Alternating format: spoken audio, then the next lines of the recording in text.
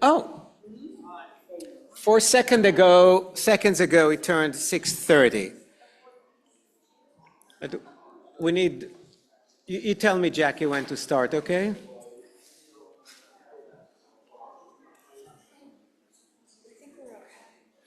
You think we're okay?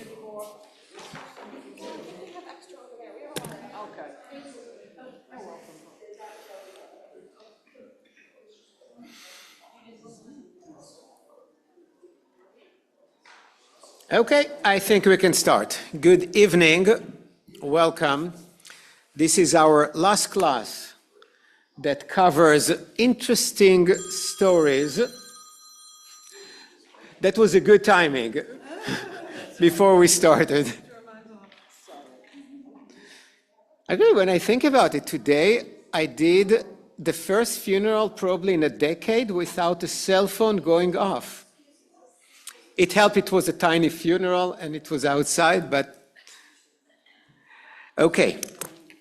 Before I'm telling you what we're doing today, next week we'll take a week off, and then I'm going to spend February and March, most weeks, doing something that I always wanted to do, but never did. I'm going to focus on objects. Every class will focus on one object, and I will tell the story, the history, the historicity, to be even fancier, of this object from the very beginning to the way it is perceived now and how it turned in different directions. I know that what I said now makes absolutely no sense to anyone around the table, so please come in. Oh yeah, please come in, we have more seats. I know it makes no sense, so let me give you an example. Do you know what challah is? Yes. You've seen a challah, right? If you ask a Jew 2,000 years ago what a challah is, that Jew would have given you a completely different answer. That Jew would tell you that challah is a portion of the dough that when you make bread, you have to separate and to give it to the priest, which means that 99.999% of the people were not allowed to eat this piece of bread. That's the first definition of a challah, okay? The whole beautiful braided bread we stole from the Germans. Okay, this is the kind of stuff I want to do. Now, I won't just do challah, so everything that is dough related. That will be our last class. It will be before Passover. Now I'm going to go a little bit outside of my personal comfort zone, because some of the classes, on top of the intellectual explanations, we will do a few things. You'll bake matzah. It's not hard. Okay, so when we'll talk about bread and dough and challah and the whole evolution and how it went in different directions, we'll have an opportunity to bake challah, matzah. Did I say challah initially? I cannot teach you how to bake challah because, no, we need so many hours.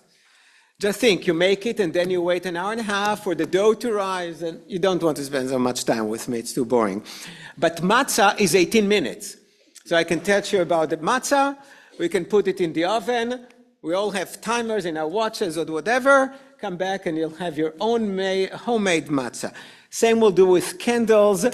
I'll teach you how to make, when we wear the talit, what do you call the little fringes that come? Tzitzit. I'll teach you how to make it. There is a special way to make it.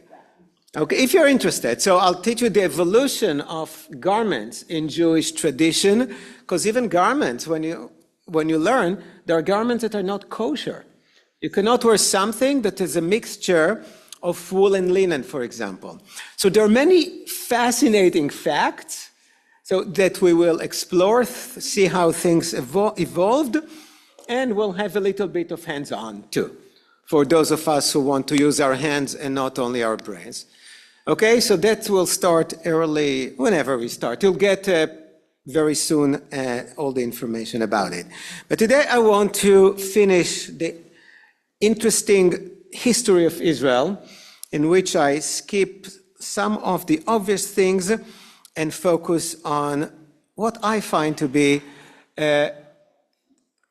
extremely interesting little stories that teach us a lot about the culture and about how Israel became Israel today.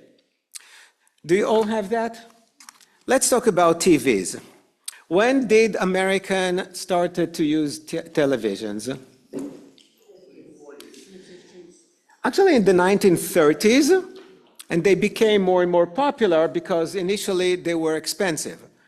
But they started to broadcast things in the 1930s already.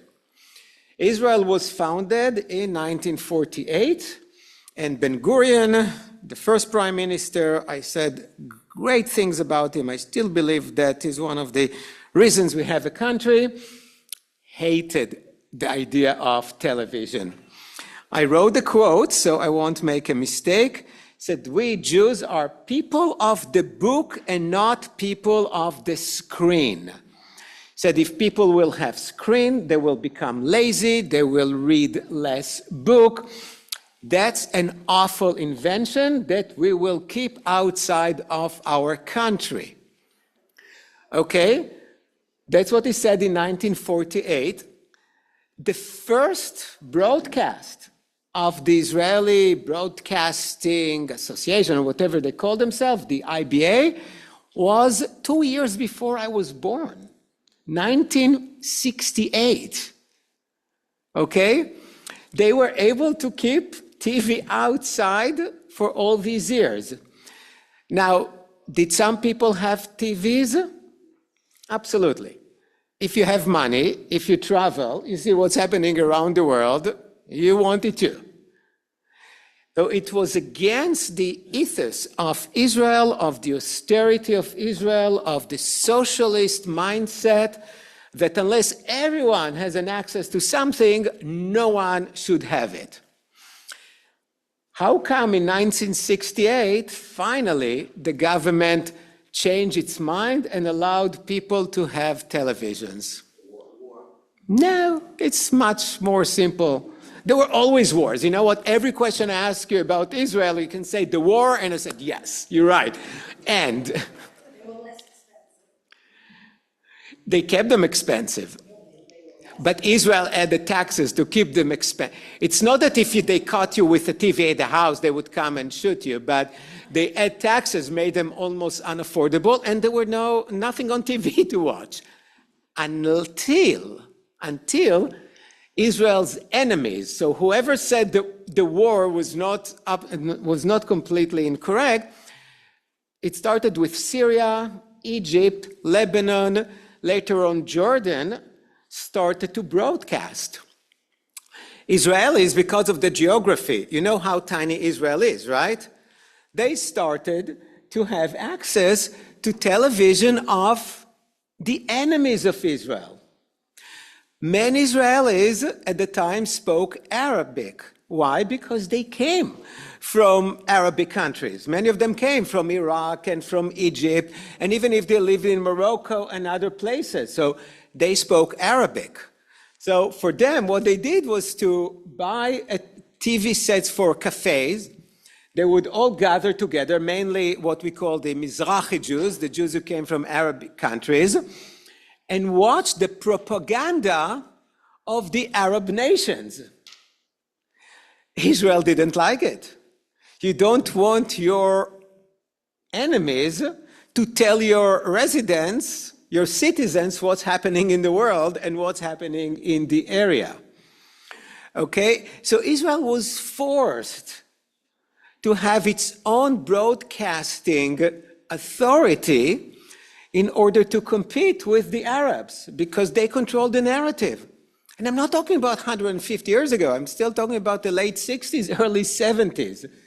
But only because of the Arabs and the ability, because the way televisions work, of the Israeli to watch other things, well, so we have to do it the same way. So if in America people started to watch TV in the 30s, late 30s, in Israel in the very late 60s. And there was one channel, yes, that had very few hours of broadcasting. It was heavily controlled by the government. Part of this broadcasting was in Arabic. Why is that? Propaganda also, and more than that. Remember, I say it almost every class, 20% of the Israeli citizens are Arabs. So you don't want them to get their news and information from the Arab televisions. You want to talk directly to them. Okay, so we, growing up in the 70s, hated when TV turned into Arabic because we had only a few hours of TV a day, one channel, okay, and then about an hour and a half, now it's in Arabic. Not fair. But you understand the politics and the reason for that. Okay, so everyone watched these TVs, and we bought programs mainly from the US and England. They all came with subtitles. Even today, I cannot watch anything without reading the subtitles, the closed caption. I cannot, in any language. My brain is so used to. I have to read the TV. I cannot just listen and understand it. So that's how we grew up. Now, all the TVs were black and white. When did Americans started to have color TVs? In the mid-50s already. You all have your phones, you can check. The access to color TV started in the 50s for the very wealthy. You know, it's not like today. There is a new product, just the super wealthy buy, and about 6 months later, price is slashed in to a half and a quarter, and everyone can buy it. So the technology was already there, and some people had it. In the 1960s, it became very popular, and almost everyone used color TVs. Israelis wanted color TVs as well. The government did not want Israelis to have color TV. Why is that? Because economy, for two reasons. First, the idea of equality. Color TVs were still very expensive, and the rationale of the government was that if only a small elite will have an access to color, while the rest of the country will have to watch everything in black and white, it will create two social levels, two social stratas there, okay? And that's not right for a place in Israel that believes in equality. Actually, don't believe. There was never an equality because nowhere in the world ever was equality. That's not the way things work. Social equality does not exist. But at least that was the ethos that they tried to protect. So they said, if everyone cannot have it, no one can have it. But again, people with money wanted color TV. More than that, remember our Arab neighbors? They started to broadcast in color. And people watched, again, a lot of Arab. But that was not the main reason. So few people started to buy the color TV. Israel raised taxes. And buying a TV was almost like buying not a car, but it was super expensive. But it became a status symbol. If you had a color TV in your house, you made it big time.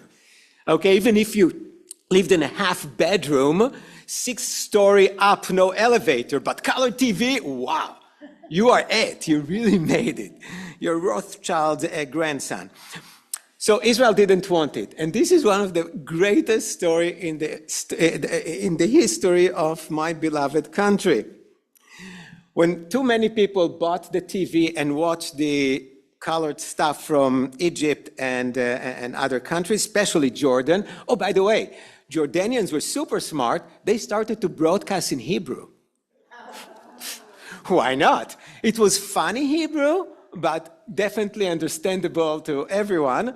And they did not tell the truth, definitely not the truth that the Israeli government wanted Israelis to hear. So they invented what they call the Mkhikon. It's a tough word, and which means the eraser. So they told the engineers of the Israeli Broadcasting Authority to come up with a device that will block the burst, that will block the thing in the TV that enables color. Why did they need to do it? Because all the programs they bought, Dallas, Hawaii, 5-0, all the things that you still remember fondly from the 70s, Love Boat, they bought them in color because that's how they were produced. So Israel had to buy it in color and then erase the color for those who own color TVs. Wait, those of you who know a little bit more about Israel know that this story cannot end like that. One Israeli engineer reversed engineered the whole process and invented the anti-eraser. Now, so the Israeli authority, the broadcasting authority blocked the colors, and he blocked the blocking, the device that blocked the color. Now, when we lived through it, we didn't think it was funny. But now in retrospect, so now you think about Israel, the startup nation, the whole thing, and I watch until probably by bar mitzvah, everything in black and white. Not because it was not there, because my government decided, no, I should not have an access to color, okay? So somebody invented this anti-eraser, the anti-Mkhikon, which was quite expensive. It was about 10% of the cost of the television set. So the authorities in Israel, of course, didn't like it. So they were playing with the anti-anti. It's like if you owned, of course I don't, but some of my friends buy all these radars for the car, the speed, right? So they have them, and then the police changes the frequencies, and then you buy a new one, right? So something like that happened with the eraser, anti-eraser, new generation, new flame. What changed the whole thing when the Israeli government finally gave up? Major event, two major events. One of them I will talk about in length, one I mentioned last week, is the visit of the president of Egypt, Anwar Sadat, in Israel, 1977. I will expand on that in a very short time. The whole world was watching.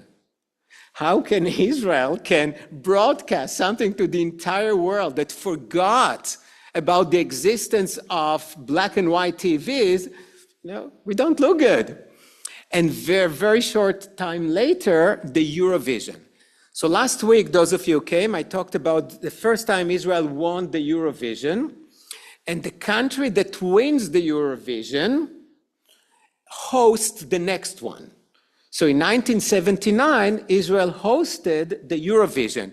Those of you who are not here don't know, Eurovision is the most important musical event in Europe. And not just Europe, it includes other countries, obviously Israel.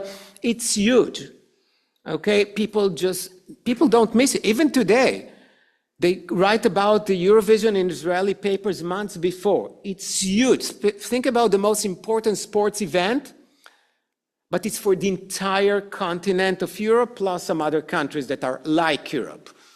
Okay, like Cyprus and Israel and Turkey and some sort of Europe, half Europe, okay? So Israel hosted it, 1979. Again, it's too embarrassing to broadcast to the world the biggest thing. There are hundreds of millions of people who watch it in black and white. So finally they say, okay, get it. The other reason that Israel did not want color TV is economic. Israel didn't have cash. They didn't really they made some TVs in Israel, but they were not really good. People wanted to buy European TVs. You have to spend your dollars outside, right? Import is not great for the economy, especially for a struggling economy. You'll see in a short time that the inflation, a short time later, rose to 445%. Okay, we'll talk. So the economy was not good. You don't want to import more goods when the economy was bad. Okay, so they kept raising the prices on color TV, but in '81, the government of Begin, it was very clear, was going to lose the election. And they came up for the first time with election economy. They almost canceled completely taxes on TVs, on color TVs, and made them affordable for everyone. So, of course, people loved the government and re-voted for them, and that very quickly brought the inflation to what I mentioned, but we'll go more into it. So I just wanted to tell you this story because it's important to show how this socialist country that started with a lot of respect to the socialist way. I mentioned it in previous classes, at least in the beginning, before they knew how violent and vile Stalin was. People were dressing and has the mustache like Stalin. They hated America, they loved Russia. Okay, because they really believed in the philosophy of socialism, of equality. Okay? And Israel tried to do it, and the government thought, wow, we're the government. We are like the kindergarten teacher who knows better what's good for our people, and we are going to make sure that they do what is good for them. So that's how it started, and with the color TV and the eraser and anti-eraser, we start to see the shift from socialism to capitalism. But that started in the very late 70s, early 80s. Okay? So that's one interesting story, and the word is Mkhikon, if you need to know. Any comments or questions? Just one comment. My uncle, I remember going to Israel years ago, I don't know, it was in the 70s, but he said when they were in the countryside, they saw all these tents, I guess, where the Arabs were. There was TV antennas on each tent. Since he found that amazing. TV antennas on tents. So that's probably where the Bedouins were in the south, yes. But we all had it, even in this country, right? All these antennas, and you had to move it, and you had to shift, or that's the way only that I grew up. No, you always had a clear picture here. So I moved to Vero Beach in 1972, and before that, we had black and white TVs in New Jersey. We moved to Florida, they had cable. So as a result, we had color TV. So I thought that was like color, that's in my mind, Yeah. when color came out. So when you moved to Florida, no, Israel had cables much later, but the system in Israel, don't quote me, but that was the true. Probably one person paid for cables, and the entire block connected to that apartment. No, I'm not kidding. So when you go to the old building, you would see dozens of cables just outside. Because why paying? One person pays, and I don't know, they reimburse that person or whatever the arrangement was, and then from the roof, through the windows, connected to the TV, and you have free cables. Yay!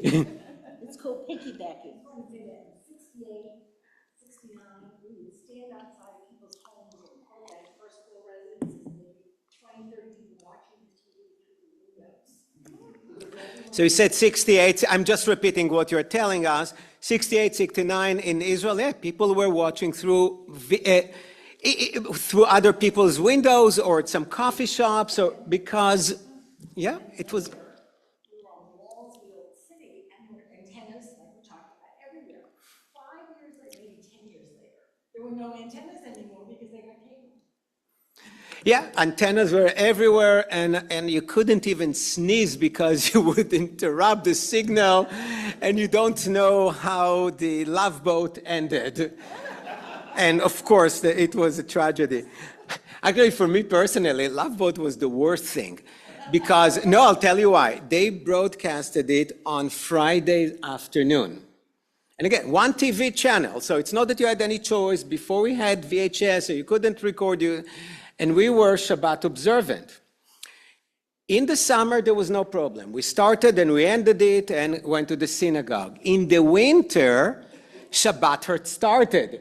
So we had 30 minutes, and the next week we had 25 minutes, and then 20 minutes. And the Love Boat, I have to admit, I didn't really care about. But when there was some really good stuff, I don't know how you called it. Steve Austin was the main character. The 6 million. How? $6 million. When that ended, you cannot watch after 20 minutes. Trust me, I hated being an observant Jew. There was nothing worse than okay, now we're going to the cinema. Give me a few more minutes. I mean, maybe this time Steve Austin will be defeated by the bad Russian. I don't think it ever happened, but okay, too much personal information. Let's move to Sadat, to the next item, 1977.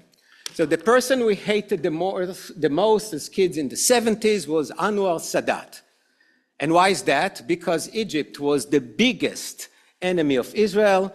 Egypt's army was strong, even though we argued for some good reasons that in 1973, Yom Kippur War, we did well and we won the war. At the end, we were humiliated by Egypt, mainly Egypt, definitely Syria added a lot, but they were our most serious enemy.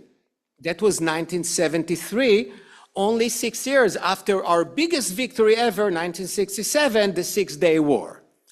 1977, Anwar Sadat, again, the prime minister of, the president, sorry, of our archenemy says, I'm coming to Jerusalem.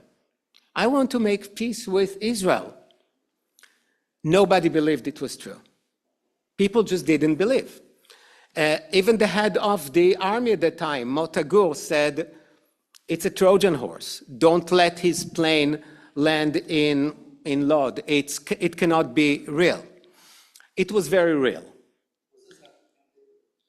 Camp David was the agreement 2 years later that was signed as a result of this historical visit. He came to Jerusalem. He wanted to speak at the Knesset, at the Israeli parliament. I'm telling you, it's something that just nobody believed was happening. Okay, it looks like aliens came and we're talking to them. It was just literally unbelievable. It was when his airplane landed, there were snipers all over. They thought that it's a way to attack Israel, to do something. But he came and said, I want peace. I want to start negotiating peace because we've been fighting for too long, and you cannot defeat us, we cannot defeat you. We need peace. And he was right, because in 1967, Israel showed the Arab world we're really strong. 1973, the Arab world showed Israel, yes, you're strong, but you're not invisible, and we can, if not now, in a short time, defeat you. We'll get better weapon, and Israel got it. Israel got it. So when Sadat came, it was almost a truce. Both of us are not strong enough to defeat Israel. All the Arab nations cannot eliminate Israel, but Israel cannot eliminate all the Arab nations around.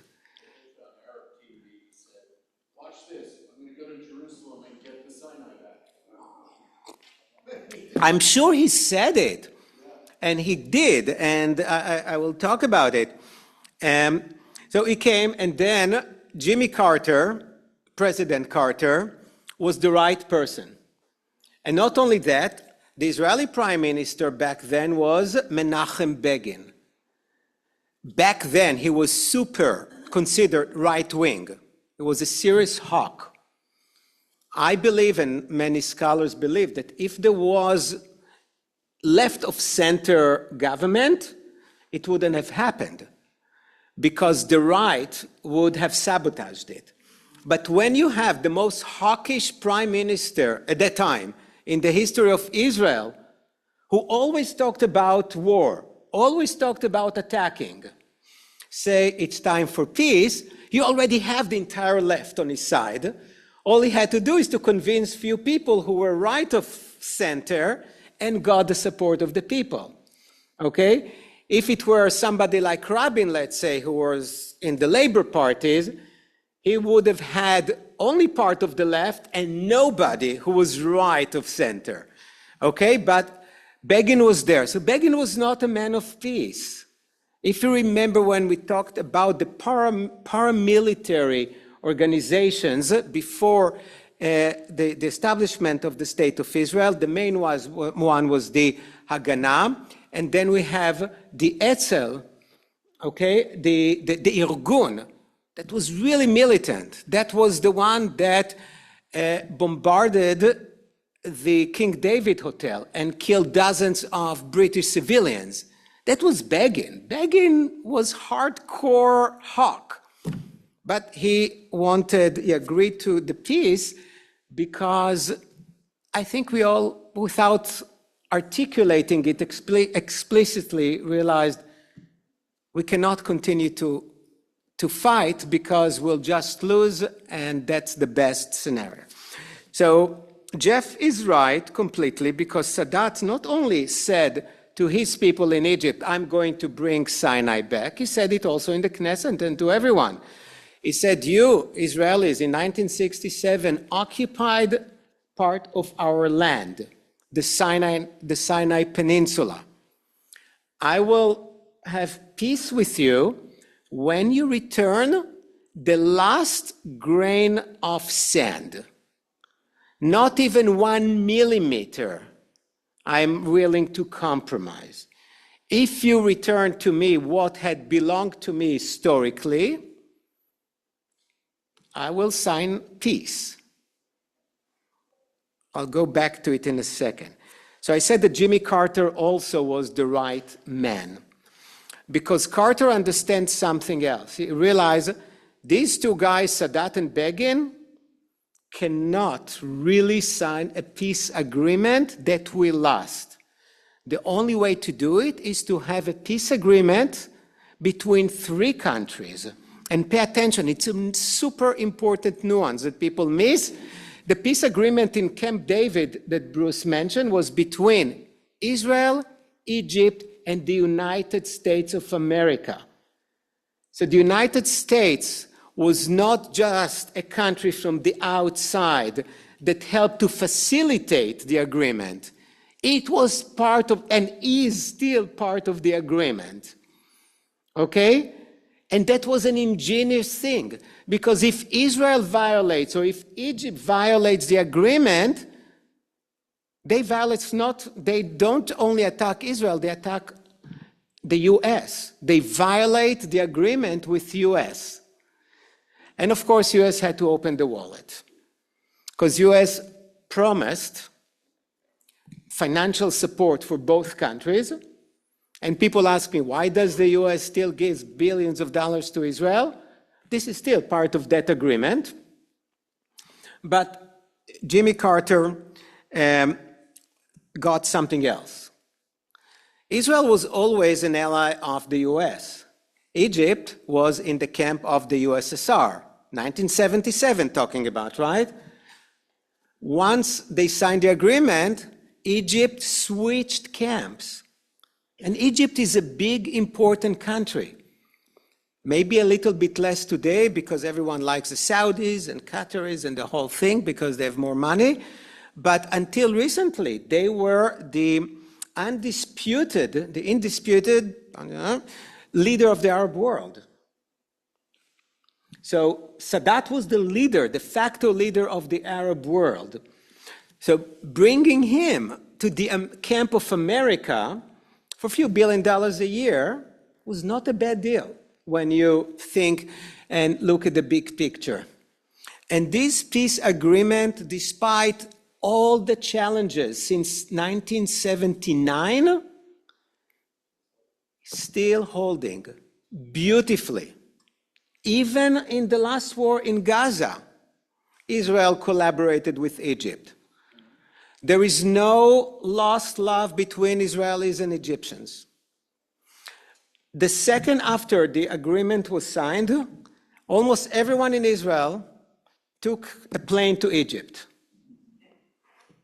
Peace, we're friends now, yay! I think you can use one hand to count the number of Egyptians who ever came to visit Israel. They just didn't, because you can have a great deal, a great business deal, but your heart was not there. So Israelis immediately moved on. Okay, now we have another country. Finally, we have another friend in the Middle East. Let's visit, let's see the pyramids, let's have fun. The Egyptians are, no. So, you did?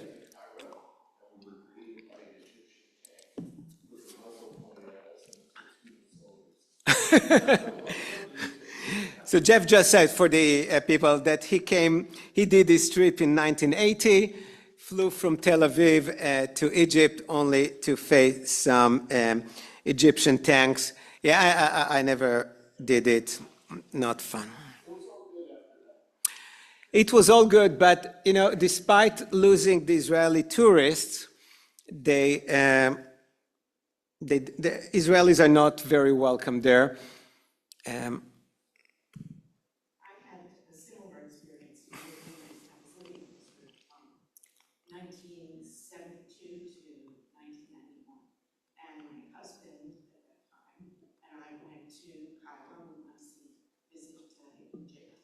And we got into a conversation with some young Egyptians who spoke very good English and that were well educated. They looked like they could be college-age students or afterwards. And I posed that very question. I asked them, I said, Israelis love to come to Egypt to visit. Why don't Egyptians want to visit Tel Aviv? And you know what the answer was? And it's very telling. Yeah, what was the answer? The answer was, why should we want to be tourists in our own country? Oh, why? I don't think, I'm sure that was the answer. So Pamela just told the story that when she visited Egypt and talked to somebody there and asked, why don't you visit Israel? They said, why should we be tourists in our own country? That's something that the Palestinians feel. The Egyptians never thought that Israel, or what used to be Palestine, was part of Egypt. They just wanted the Sinai Peninsula. But let me end this thing with another caveat, which is very, very important. There is a tiny piece of land that is connected to Sinai and to the southern border of Israel. You probably never heard about it. It's called Gaza. Begin wanted the Egyptians to take Gaza. Sadat was much smarter than Begin, and he said, no way. So Begin, as a politician, tried to put a positive spin on it. And I still remember the headlines. Begin said, we won, we kept Gaza. You can look it up and find the headlines. We kept Gaza. Why didn't Egypt want Gaza? Because officially or unofficially, they looked at this tiny real estate with 2 million people and realized that getting Gaza, you're not getting land, you're getting people who are not part of you, who don't really want to be controlled by you, and no benefit. So Sadat said, no, Gaza is all yours, have fun. And since then, we are having a lot of fun with Gaza, as you perfectly know. Okay, but it's really, it's fascinating how these tiny anecdotes from 50 years ago or whatever shaping our present day. Question for you. Do you think that the 1972 Olympics in Munich and the killing of the Israeli athletes was a motivator for Israel to want to find peace? I don't think, so the question was if the Munich Games where many Israeli athletes were brutally murdered, was that a motivation for peace? No, I think that 1973 Yom Kippur War, when Israel was brutally attacked by by the Syrians and by the Egyptians, and Israel could have lost that war. One of the things that we don't understand, I would love one day to talk endlessly about this war. The Syrians, almost with zero resistance, defeated the Israelis in the north. And their tanks kept coming, and they could have just go as far as they wanted. There was no Israeli resistance, really. They killed everyone, and then they stopped. Some say they were too afraid of their own success. Some say it was not, they didn't expect the Israelis to be so vulnerable, so weak. So they didn't have plans for that. Whatever the reason was, but Israel knew very well. We could have been eliminated from the face of the earth in 1973. And luckily, God's help, whatever you want, we survived. Kissinger, some of us don't, helped too, but we could have lost easily. And I think that that's why we realized it's too much. We cannot just fight in all fronts, because Egypt, Jordan, Syria, Lebanon, these are the countries that surround Israel. And now we go a little bit east, you have Iraq. That was before we were afraid of Iranian missiles, okay? So you need at least some friends in the area. Israel at that time in 77, I think, had something like 4 million people. And Egypt had, I don't know, tens of millions, and all the other countries. It's not only my opinion, but I think that was the greater motivation. Let's move on because we have some other cool stuff. 1982 Lebanon War, I'll say a little about it. In 1970, the Jordanians kicked out the PLO from Jordan, what is called Black September. They just kicked them all out to southern Lebanon. So think about the PLO, Yasser Arafat, right? All those terrorist groups, thousands and thousands of people moved from Jordan to southern Lebanon. They call it Fatah land. Fatah is another name for the PLO, sort of, okay? And now we have the PLO not in Jordan, but we have it in the north, in Lebanon. So what do you think they were doing? Kept shooting missiles and rockets, or mostly as we used to call their special rockets, Katyusha, all Russian-made, to the north of Israel. Not to Tel Aviv, like we experienced before, but to the north. And had a lot of terrorist attacks. It got to be too much, and the specific trigger, was that in 1982, another group, this was not the PLO, that was not the Fatah, it was actually an organization that hated the PLO. It's the Abu Nidal, for those of you who love the history of Palestinian terrorist organizations. They tried to assassinate the Israeli ambassador in London, Argov. That gave Israel the reason to attack the PLO in Lebanon. Begin was prime minister, but the defense minister was Sharon. And Sharon believed that he could destroy the PLO. Just like Netanyahu believed that he could destroy Hamas. Good luck with that, okay? But that's what he believed. So he went to Begin, who really didn't want a war. And Begin at that time was not doing well personally, mentally. He was depressed. He was not doing well. And he told him, we cannot just sit and do nothing after what they do to us. I am proposing a limited operation, I'm using this, it's important, limited operation, in which the IDF will advance 40 kilometers into southern Lebanon, which is about 42 kilometers is a marathon. So do your, okay, something like that, 25 miles. That's it. We're going to do it. We're going to destroy all the PLO terrorists, and then we'll get out of there. Because one thing everyone knew, especially after Vietnam, that it's very easy to start a war, especially against guerrilla armies, but getting out of there is a completely different story.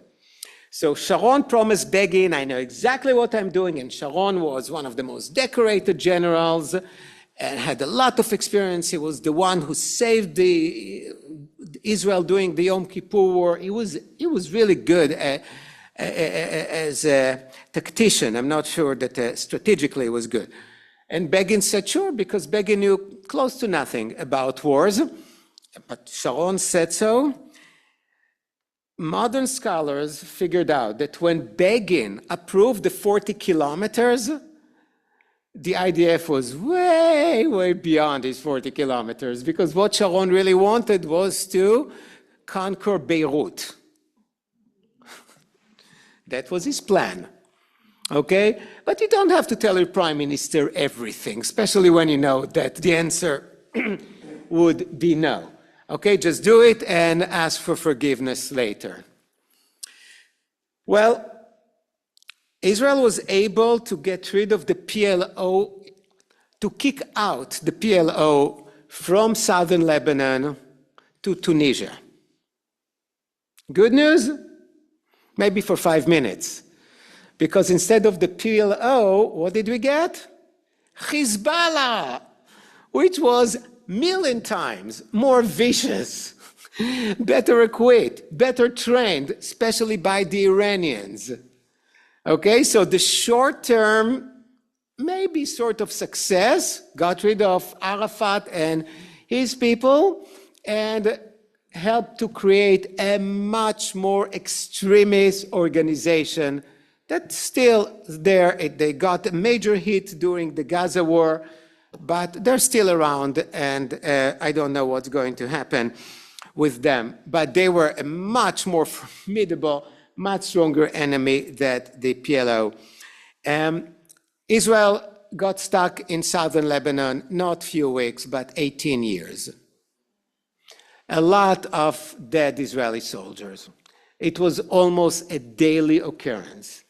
You open the radio, and in Israel you listen to, still when I go to the radio, still, every half an hour, you have this news broadcast. And another Israeli soldier, and we all knew the map of Lebanon even before we went to the army, because we knew where they got killed, and then the map, and so that's what Sharon did. But what was the worst thing for Israel, especially when we talk about the geopolitics. So Sharon didn't only want to capture Beirut, he wanted to appoint a new prime minister for Lebanon. Lebanon is made of 3 major ethnic groups: Christians, minority, Shia, and Sunni. The Christians in Lebanon were the closest to Israel. So Sharon wanted to crown a new prime minister, Bashir Jumayel, to be the head of Lebanon. So in his mind, capture Beirut, we put the prime minister we want, we'll make peace with Lebanon, and life is good. I remember vividly talking about front pages of newspapers. We just made peace with a second Arab countries, with Lebanon. The life expectancy of Bashir Jumayel as a leader of Lebanon was, I should have checked, but days. Sadat survived a few years after Camp David. Bashir Jumayel survived for a few days. Okay, and we didn't really have any peace agreement with Lebanon.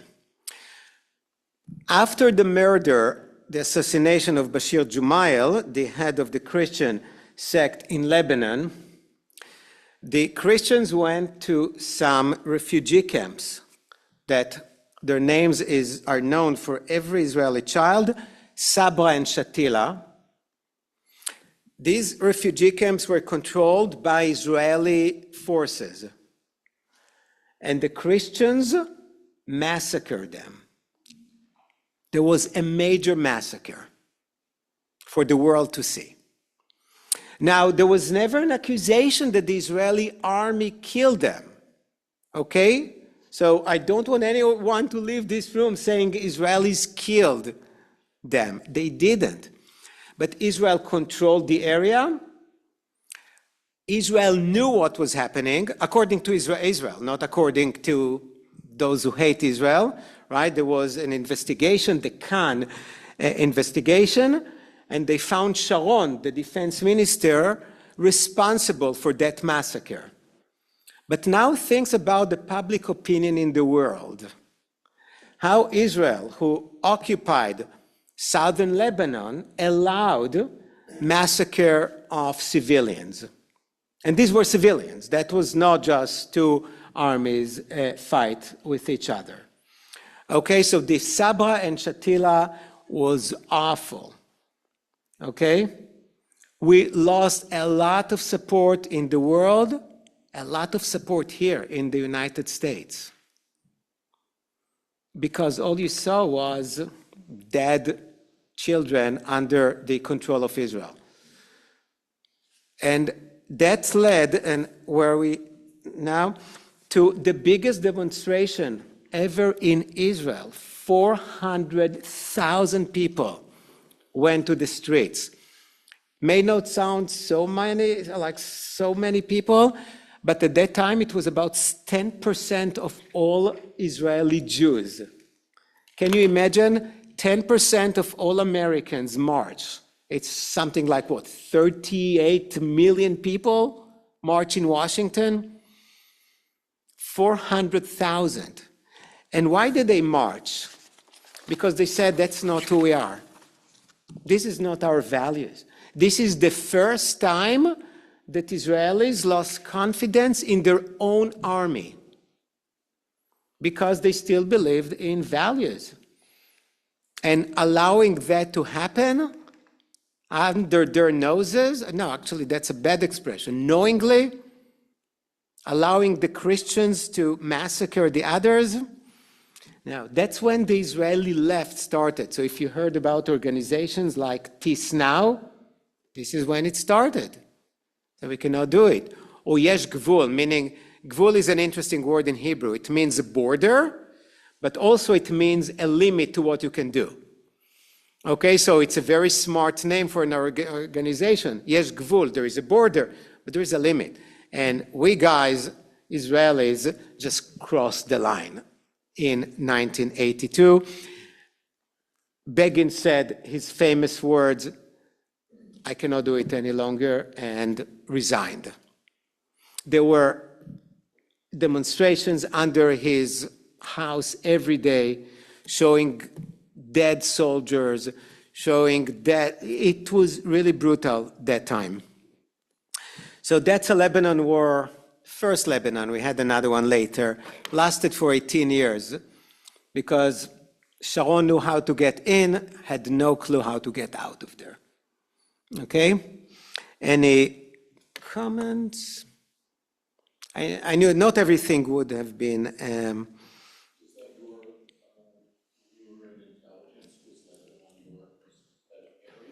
No, no. I will say a little bit more. But I can tell you that during the Lebanon war, we all followed. I really knew the map of Lebanon by heart. Maybe it helped me to get into the intelligence because you would say place. Not because I studied it, because you watch TV and you just know, okay? Because that's where Israel fought. That's where so many soldiers died. And something that you know, when an Israeli soldier dies, the entire country is aware of it. Here, you don't know if an American soldier gets killed somewhere abroad, maybe somewhere in the paper, but in Israel, immediately pictures, and you see the funeral unless the family refuses. We take it as a personal loss, even if we never heard of them. Still today, every single day in the Israeli paper, when you read it, the picture of the one hostage that is still in Gaza appears every single day. Okay? So this is part of the culture, of the ethos of Israel. So losing a soldier is not, okay, this is, and Israel is not a professional army, right? Everyone has to serve in the army. And when somebody dies, everyone knows somebody who knows the family. So yeah, that was bad. Okay, let's talk about since we're talking about less good things, first Intifada. Have you heard the term Intifada? Intifada is an Arabic word for uprising. And the first Intifada in 1987, that's when I started more or less my military service, was a local uprising. It didn't start by the PLO or any Palestinian terrorist organizations, which there were many of, and great stories about them. It started by the people. It was a grassroots event. It all started, believe it or not, in Gaza. Very few good things happened in Gaza. There was a car accident, really. An Israeli huge truck that transported tanks hit some Palestinians. Really, it was civilians. It was an accident. But, sometimes a small event can kindle a huge fire. And that's what happened. The Palestinians started to protest. They threw stones.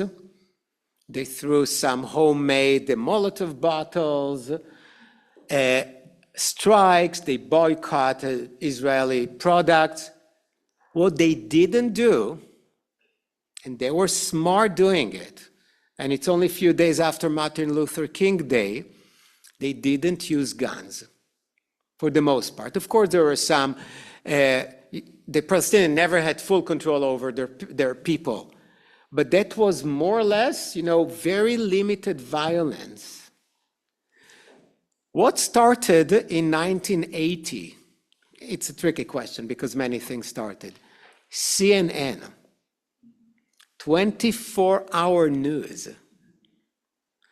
This was gold for the Palestinians, okay? Because now the whole world see. I was shocked, by the way, because I didn't know at the time that there was CNN America and CNN Europe. So when I was in the army, we always, 24 hours, had to watch CNN Europe. I came to America, completely different people, not just the accent. So the whole people, so there, Anderson Cooper was Bobby Batista and other people, completely. So we had to watch, but the whole world saw the pictures of children and women and old people throwing stones. And then what you see the other side, one of the best armies in the world, the Israeli soldiers, the tanks, the guns, okay? Didn't look good. And not only for PR purposes it didn't look good, also the army, the soldiers were confused. They didn't know what to do. They knew how to fight against a Syrian commando unit. That's what they were trained to do. They didn't know what to do with a grandma who throws stones at you. What do you do? And again, the world is watching. And it was very effective. It affected for Israel completely, the economy, the tourism. People got hurt, of course. And that was the first time. It started December 1987, that Israelis felt that the occupation of the West Bank and Gaza has a cost. because before that there wasn't. We won these territories in 1967. We may or may not return it, whatever it is, but it costs nothing to have these territories. Even more, we can settle in some of this land that the first Intifada showed, wow, no, it comes with a huge cost. This was the first time, and I read something 2 years ago that it made a lot of sense, that the world and Israelis stopped seeing themselves in the story of David and Goliath. Israel was always David. We're the tiny country, right? In the beginning, 600,000 people versus millions of Arabs, and we defeated them. All of a sudden, with the first Intifada, we were Goliath. And the poor Palestinian grandmothers were David. When you ask yourself, how come all these young Jews support the Palestinians or don't support Israel? They grew up when Israel was already Goliath. Israel was the strong one. Israel had the sophisticated, strong army. That's not your story for most of you. You remember 67. You remember all the stories of how God helped us, all these great miracles. You remember 73, how Israel was always erased from the map. They don't. They remember the Intifada. All they remember is that some wretched Palestinians just throwing stone, and then you see these mammoth Israeli tanks attacking them.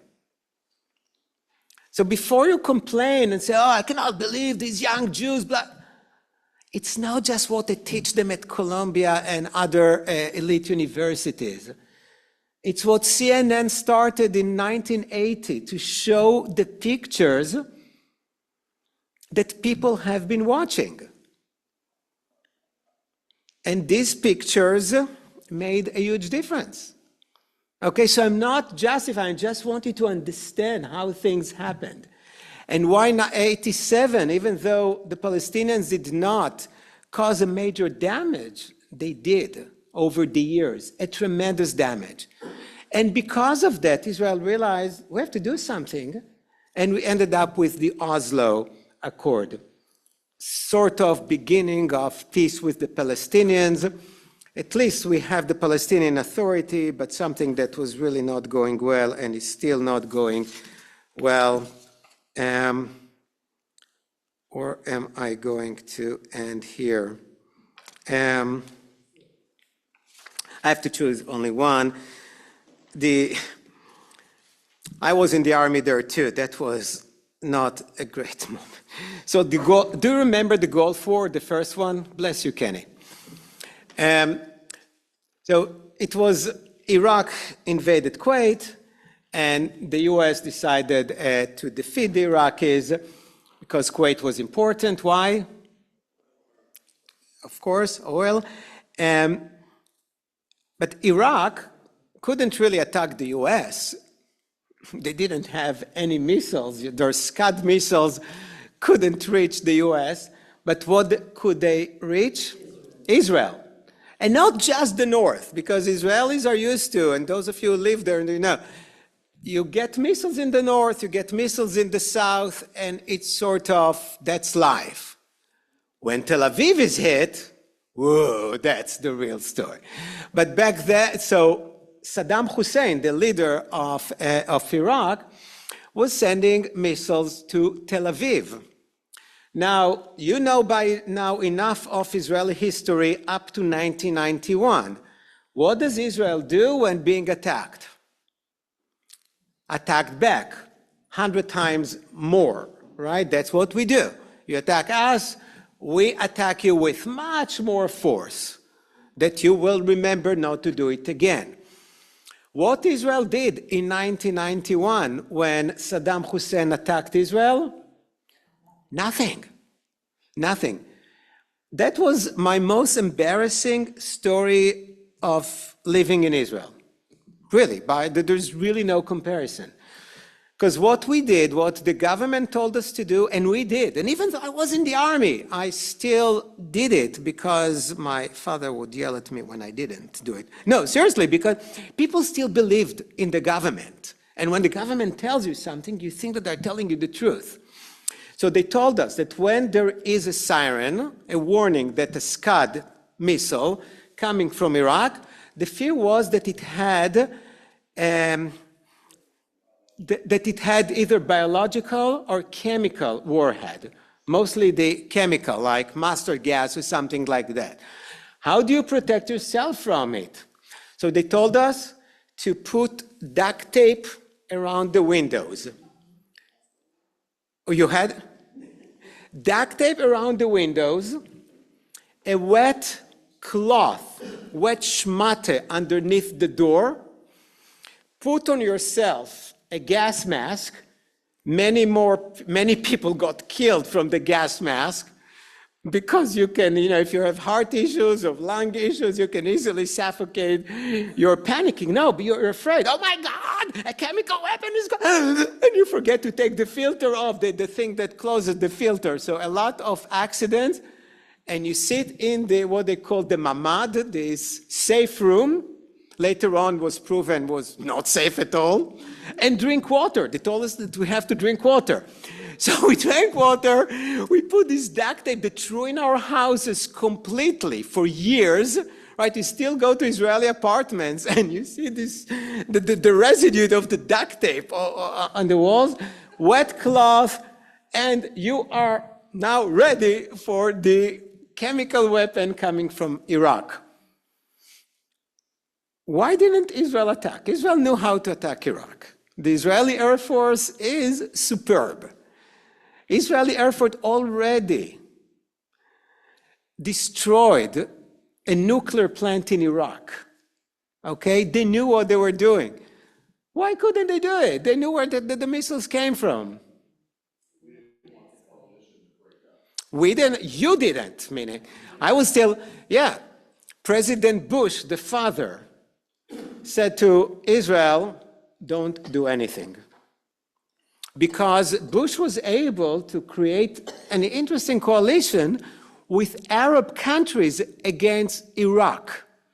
He had Saudi Arabia, he had Egypt, he had even Syria, okay, in his camp. Had Israel had Israel attacked Iraq, that would have been the end of his coalition. And he wanted to show that it's not America versus Iraq. It's the world against Iraq, including the Arab world. And that was a very important thing for them. And Israel had to choose humiliation and being nice to America, or getting the wrath and anger of the American president. The Prime Minister of Israel, again, was a super hawkish guy. It was Shamir. He was as hawkish as it gets. But, as I said a few times in different contexts, when the American president is serious and tells you do something, you do it. You do it. You can put a spin on it later on. If people believe you, or it's fine. If people don't believe you, it's a different story. But that's the story. So we didn't do anything, and all these missiles came. What Israel got from it was that they sent us, America sent us the Patriot missiles, the anti-missile missiles. Let me tell you the truth. They were worthless. They created more damage. Now they're much better. The whole anti-missile technologies developed significantly since 1991. Even near my house, there was one of these. Often they created damage too, and some people got killed. But that was the goal for at least the first one. And how can we end on?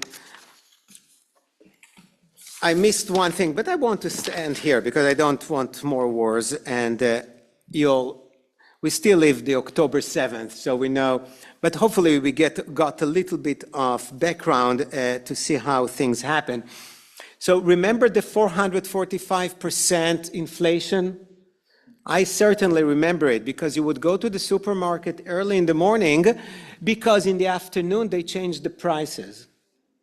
Think about it, 400, what's the inflation rate here? 3-4%? Something like that, right? And when it goes a little bit up, we're panicking and we fight with Powell and 445%. We had bills of 10,000 shekels, which worth nothing, less than toilet paper. Almost everything in Israel was done in dollars. You would rent an apartment in dollars. You wanted a lawyer. The lawyer said, X number of dollars for my services. Nobody wanted shekels. It was against the law, but shekels really meant nothing. Okay? That was really a bad time. Because what was the system? People's wages were connected to inflation.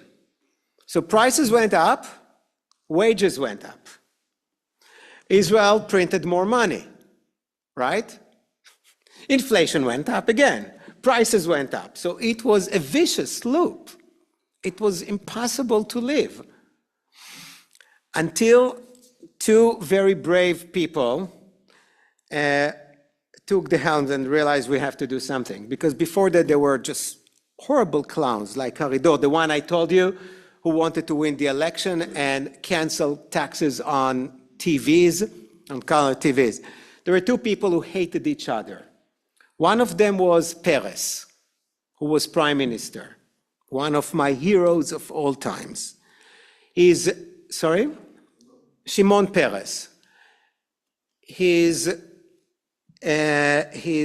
treasury finance minister was a man by Modai. None of you heard of him, but they decided to do something. And it came from actually an American Jewish an economist, Stanley Fischer, who died quite recently. Was one of these, I don't know if he got the Nobel Prize or not, but one of these super duper smart Jewish American economists. What they did was to freeze everything. They froze prices. If they caught you raise prices, you go to jail. They froze wages. Everything was the same. They changed the Israeli currency from shekel to shekel chadash, to new shekel. Okay, so today when you look at it, it's NS, the new shekel, not to be confused with the shekel. So they eliminated 3 zeros. Okay, and after they froze it, a few months later, the inflation went down from 445 to 20. Still high, but something manageable. People from outside of Israel regained their confidence in the Israeli economy. They started to invest. Okay? That was also related to the entire privatization of Israel. El Al used to be controlled or owned by the government. The phone company, everything belonged to the government, and then they privatized it. And this is the time when Israel was switching from this semi-socialist way of thinking to an economic disaster to startup nation. Because now the government is not going to tell us what we should do. We have the brains. We can be entrepreneurs. People are willing to invest in us because they know that we can help them to make a lot of money and develop a lot of products. And that's what you see. So from this 445, almost dysfunctioning economy to a very strong economy. The actual number, I don't know, that was the peak, but it was many years of extremely high inflation. It was hard. It was very hard for us because I said that wages follow the inflation, but not automatically. There was a lag. So all of a sudden, you couldn't buy things. And Were there social programs going on for people who couldn't afford to eat and get groceries? there are always social programs, but how many hot dogs can you have? No, seriously, you want to eat like a normal person, and there's a social, yeah, it's like the peanut butter sandwich. Yeah, you will survive on peanut butter sandwiches, but you want to have a little bit more, and there was absolutely nothing more. Both of my parents worked. My mother was a school principal, my father was an officer in the army, and during these years it was tough. It was really tough. Prices of gas were skyrocketing, so you would think 10 times before you even use. Most people didn't have cars. If they had, it was one car per family. But you really thought before you used your car. Okay, so these were tough years. We felt it. We really felt it. And here we are today. Hopefully there will be election in Israel in November. I know that Netanyahu will do all that he can to avoid election, but I believe that he won't be able to prevent the election. And it will be fascinating to see what's happening after October 7th. Now, don't expect the trauma of October 7th to go away. I believe that we are still under the trauma of September 11th here in the United States. No matter what, just go to the airport. Okay, so these things don't take days or weeks. Okay, don't have a little boo-boo on your finger and then 3 days later you're good. It's a national trauma that takes a long time to heal. But I'm not just talking about healing. I want to see what is happening. Who will be the new players now? What is going to be the most important item on the agenda? Is it going to be the ultra-Orthodox or whatever it is? Will there be Israelis now who believe that the only ways to have sort of peace agreement with the Palestinians?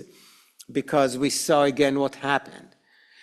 Nobody can predict what President Trump will do, but he has a total control of Netanyahu. Okay, nobody controlled an Israeli prime minister the way that Trump controls Netanyahu. You don't really know, because it depends what time of the day you read the newspapers. We don't really know.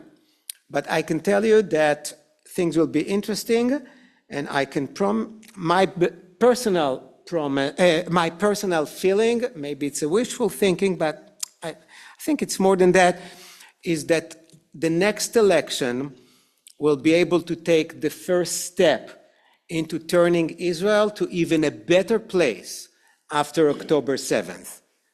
We will start learning the price for what happened, and we realize now that big things must change. Israel cannot survive without the old 60,000 ultra-Orthodox who do not serve in the army, of them not paying taxes. That just cannot be the future. So we pay the price, and hopefully we will reap the good, sweet fruits as a result of it. It won't happen overnight, because nothing good happens overnight, but I think that would be the direction. What's the legacy of Yasser Arafat in Gaza? Is there any legacy? The legacy of Yasser Arafat in Gaza? He's more hated in Gaza than anywhere in the world. And who's the spokesperson or upcoming spokesperson for the citizens of Gaza? Who can be a spokesperson? I'm not smart enough. I don't really know. We don't really understand what's happening in Gaza. One thing the smart people said from the beginning, Hamas was not going anywhere. There's nothing like destroying Hamas. They may change a little bit, and I don't really know. It's going to take time, and let's see who the players are, because only the other day, President Trump suggested a new council to control, and already France said, forget about us, and other countries. We don't really know. Things are happening way too fast for me. You know, the politics now, it's almost like a tennis game that you go like that. you miss 5 minutes. You don't know, are we occupying grid land or not? Are the the tariffs on Europe or not? Every 5 minutes things change, and Gaza is part of this game. So I don't really know. I don't believe there will be a huge Ritz-Carlton on the shores of Gaza. It's a gorgeous beach. I've been there. Really gorgeous. I mean, Trump is right. This is prime real estate. But I don't think that this population of people who don't even have grain for bread are going to stay at the Ritz-Carlton Gaza. But maybe I'm wrong. You're getting the last word. We're going to talk about the role of CNN. What about BBC? When you go on a cruise these days, BBC is sometimes the only, or a hotel in Europe for us. That may be the only English-speaking news station. And do you notice, well, we personally notice very anti-Israel. So you mentioned BBC, because I mentioned CNN because that was the first new, the whole, well, Ted Turner came with this ingenious idea. Let's just broadcast news 24 hours a day. And people say, are you crazy? Who cares about it? What's happening in the world? So, yeah, so of course now there are many others. In Europe, you have Sky News and Fox News, and you have many 24-hour news. BBC is not pro-Israel. Most of the European TVs are not. And that was one of my surprises when I said I came to the US. I realized there is a different CNN here. I know that many of you think that CNN is anti-Israel. I never thought so because I was used to CNN Europe. Because a lot of what I watched on CNN was balanced and often even pro-Israel, definitely compared to CNN Europe, to BBC, to Sky News, some other things. So next week, let's take a break. If you're curious about what I said in the beginning, the evolution of objects like challah, like candles, like garments, like some other things, please join me. It will be less serious than that because I need to take a little break from this seriousness that the Middle East imposes on us, but it will be, I'll try to tell you things that I hope you don't know. Thank you very, very much. It was wonderful.